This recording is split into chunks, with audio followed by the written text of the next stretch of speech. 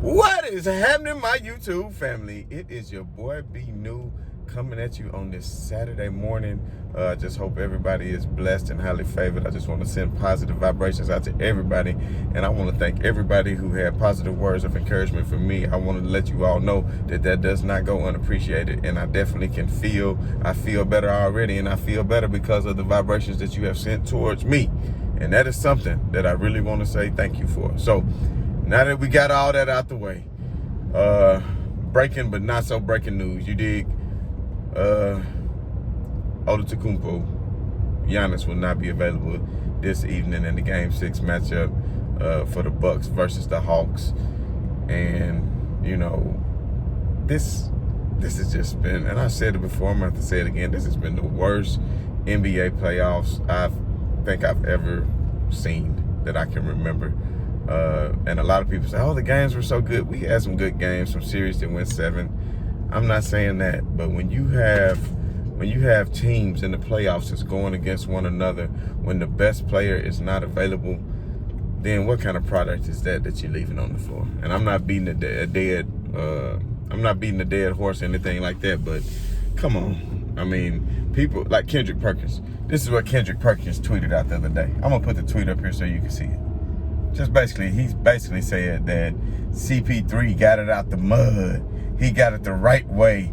He didn't go join the super team. He didn't, listen, if CP3, do y'all actually think if LeBron and AD wasn't hurt?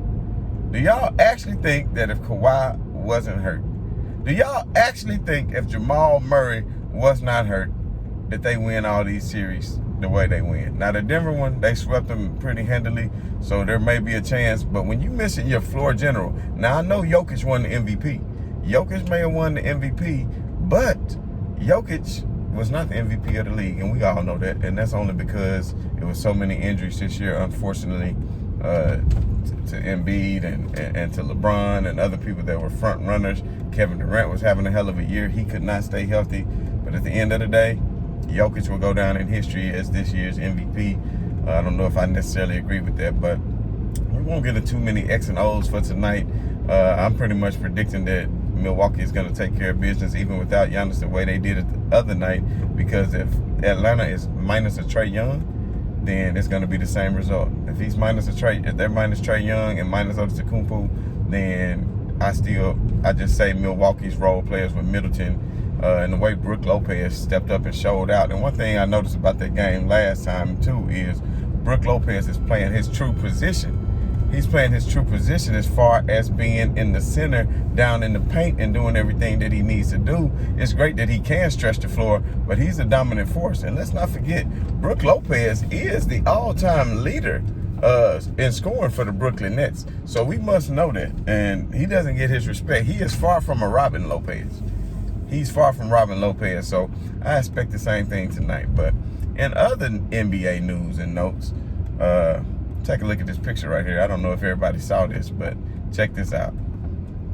Okay, so LeBron James has been spotted with Damian Lillard as of recently, and they look like they are at some sort of event. And I know everybody on the internet to start going crazy because they said, Dame might be coming to LA. He wants to trade. He wants out of Portland, which you can't blame him. But settle down, everybody. Settle down.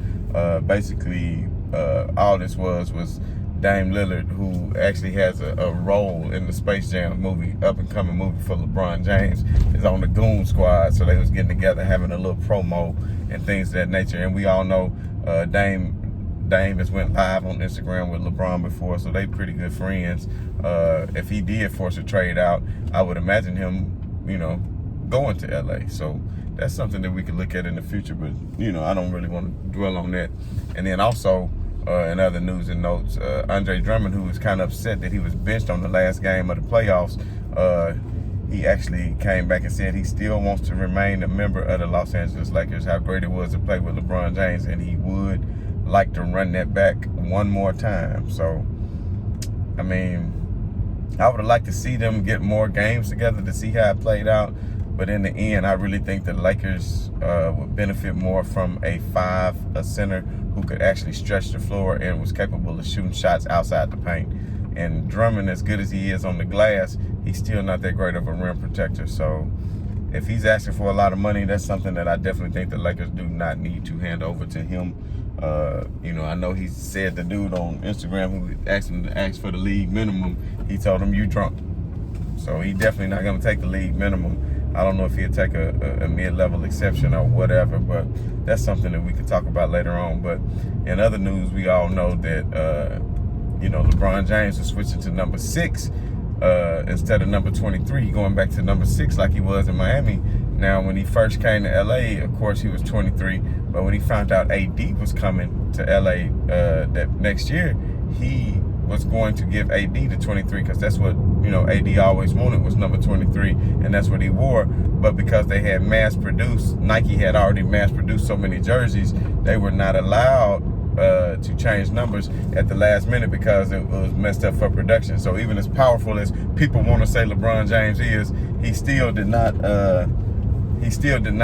have the power enough to change jersey numbers that close to the start of the season in that particular year.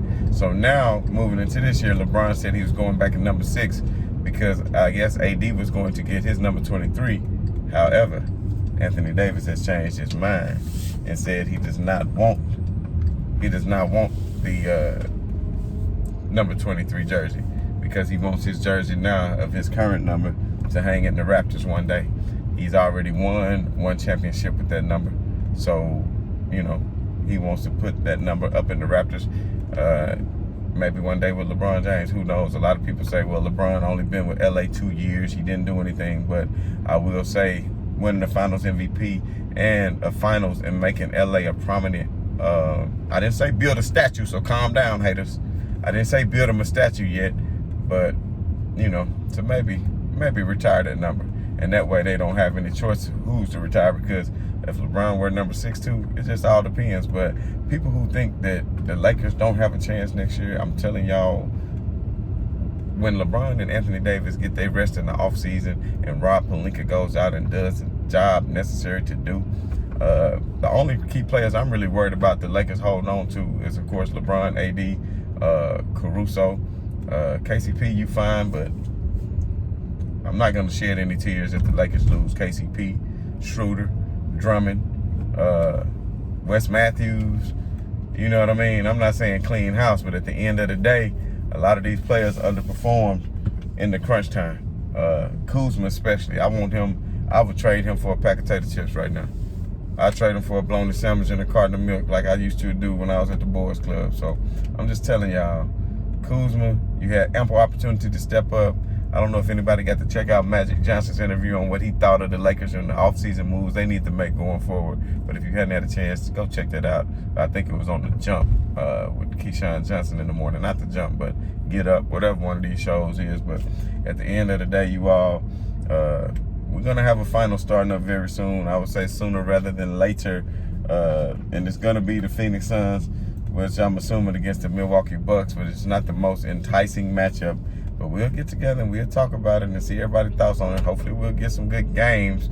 I won't say a sweep, but the way it looks at this point, I mean, with Aiden, if Antetokounmpo doesn't come back, I know they said a hyperextension, it could take him up to 2 weeks. And at this point, maybe he can come back for game 4 or 5 if it makes it that long. But it just makes for a very, very uninteresting finals. I'm not that excited about it. But hey, it is what it is. But we're going to jump into a lot of things this offseason, so don't worry about it, y'all. And also, I know I saw a few comments. Everybody was thinking maybe we could talk some NFL and some college football. I'm open for that, too. I am a fan of that game, of the college game as well. And there's a lot of new formats coming out. And speaking of college, let me tell y'all this. So, of course, the NCAA now is allowing for players to make money. The players can finally make money now. They're not getting paid from schools, but they can make money from their likeness or through sponsorships and things of that nature. So the funny and the ironic thing about this to me is the NCAA, who was the controlling organization over this college sports for so long, who did everything in their power to prevent players from making money because they're just such a ruling government establishment over these young guys and didn't want them to make any money. Now, the Supreme Court and everybody else who got involved in it, now the players are going to make money, and they're not even going to get any of it. So that's what they ask it. I'm glad they're not going to get any money, and the players are going to get any money. But the last thing I'm going to say about that is, as we all know, Master P's son signed with TSU right there in Nashville, Tennessee. He could have went anywhere else, but he wanted to put HBCUs, make them more prominent and relevant. So mass shouts out to Master P's son for that. But he's already taken advantage of this new rule and got himself a $2 million contract with a software company, man. I'm telling you what, Master P is a genius. And there's some other guys who's already stepped up and taken advantage of this. I saw a guy, I think plays for Georgia, who already made 20 racks. So good for these players, man. They out here striving in the sun all day, working hard, lifting weights right after class. They have no personal life, and you're telling them that they didn't deserve money. You telling them that they didn't deserve to get money when these college coaches out here making millions of dollars a year. I can go into a deep conversation about this, but I really don't have the time as of right now. There are some things that I really need to get to, but I just want to let you all know, like I said, the positive words of encouragement, man, meant so much to me. My son, he's doing better. I think he's gonna pull through. I hope so. Just keep on sending the words of encouragement and keep on sending the positivity, and I do the same for you all. And you know, I really got much love for my YouTube family, man. I really do. So who knows? One day we can see this thing jump off. That is the eventual plan, and you know what I mean. Once that happens, then there's gonna be nothing but plenty love. And like I said, the merch will be coming soon. I got some real dope stuff out here that I just hadn't put out yet because I had a lot of stuff going on. But things gonna settle down for me here real soon. But I just want to, like I said, thanks to everybody for their show of support. And as always, as your boy say, man, right on to the real, and much love to y'all haters. About.